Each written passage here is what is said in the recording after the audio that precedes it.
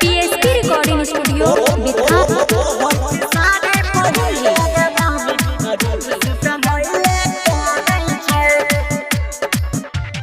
हम छी देहाती और मौगी सहरिया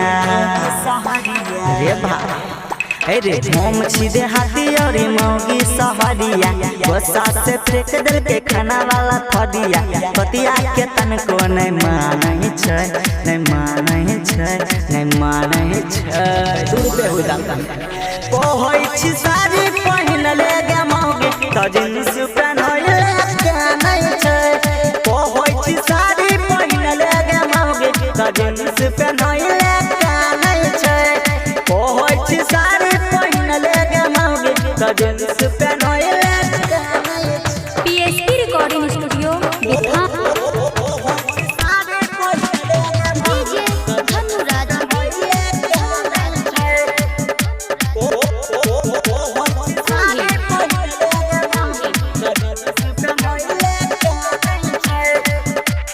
देखी देखी सब हंसल जवाना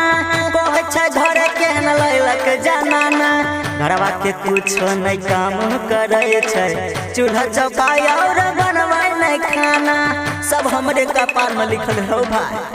आहो देखी देखी सब हंसै छै जवाना कहै छै घर केहन लैलक जनाना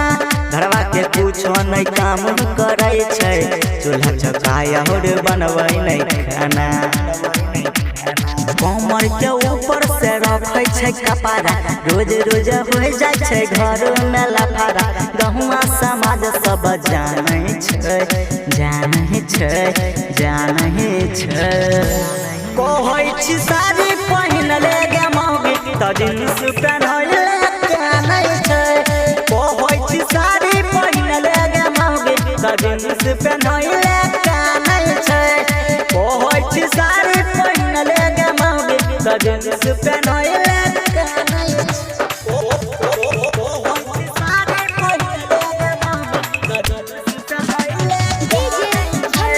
PSP recording studio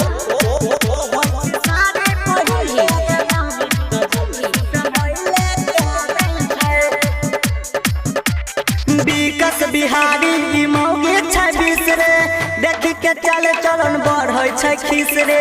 writer Ankit के फाटै छै माथा कहै छै प्यारे जी हमले आबै नहीं रिक्स विकास बिहारी मौगी 26 रे